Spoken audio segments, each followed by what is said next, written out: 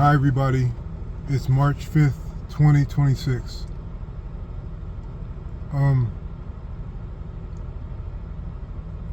A term or a concept that I talked about before is like some of us always find ourselves trying to save ourselves or save our lives or save ourselves from grief or sorrow. And I found that when I was constantly trying to save myself, looking back, I noticed that I was focused on the wrong thing.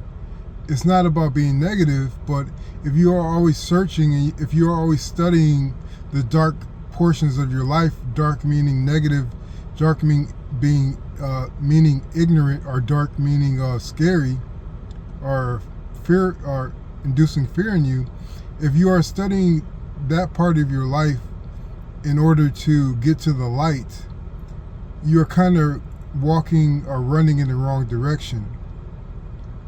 And to be completely honest, focusing on only the bright, only the light, only the good is going to basically be doing the same thing. It may be kind of cliche to say that reality or successful action is at the nexus of the dark and the light. It may seem that way, but the truth of it is, your direction should be one of plans. Your direction should be one of have a portion being matters of the heart, meaning your passions, meaning your goals, meaning your dreams. And it should also be at normal everyday care. So those three concepts, or those three areas of your internal life or your core life, are going to help you stop from trying to save yourself and stop from deluding yourself with only thoughts that may not be based in reality. And so this gets me to thinking about spiritual plasticity. What I mean by spiritual plasticity is the ability to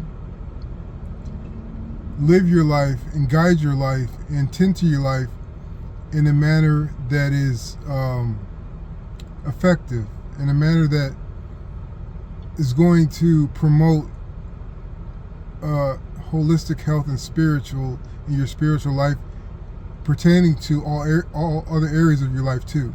So the first thing I can say about attaining spiritual plasticity is you have to learn, like I said before in another video, you have to learn the rhythm of the spiritual aspect of your life. It's not like a dance, but it's like a kind of choreography on the fly. You have to know when to step in, step aside. You have to know when to shake off, when to turn around, when to ascend and when to descend. And you kind of get hints from your spiritual maneuvers or what you should be doing. You kind of get hints from how you perceive the cues of your life. You can see like some cues may cause you to want to run, but you noticed in the past that when you ran in the past from that cue, you lost, or you wasted time, or you got even further off track. So your intuition has to be tuned.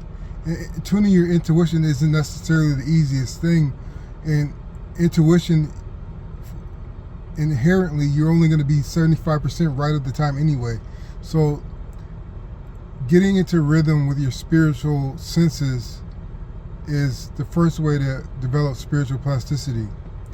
The second way is to know your mind in a way where it's not necessarily a mirror, but to know your mind in a way as a character or as a person, not separate from you, but inside of you, and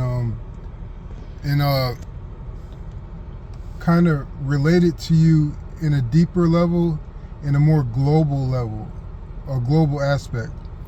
Get to know your mind's habits and its character by how it leads you, how it influences you. And you might say that, aren't we the mind? Aren't we our minds? And I don't believe that we are completely our mind. I think, of course, by the stuff I said, there's a spirit, and the spirit has consciousness too. But we can observe our mind whether we are in it or outside of it.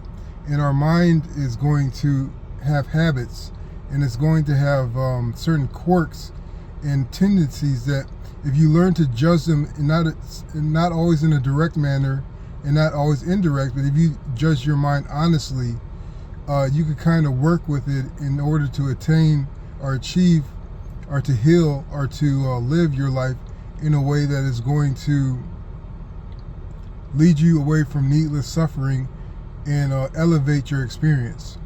And the last thing I could say about spiritual plasticity is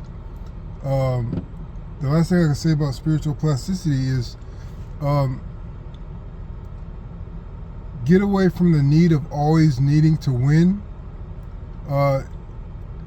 Start living life as a gardener of experiences. Experiences by nature are not only singular in their flavors, their colors, their influence of you.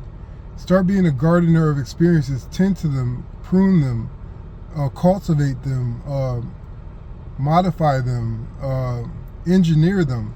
Engineer your garden of experiences in a way that's going to leave you with a depth that is not always contingent on how you, on your status in this world, in your it's not going to be dependent on your standing in this world, being compared to others. It's not going to be dependent on how much money you have in the bank. Cultivate experiences and engineer experiences in your garden for the sake of rising above matters that have no reaching effect on your future, have no answers for your past, have no direction for your present. So I hope this helps. Thanks.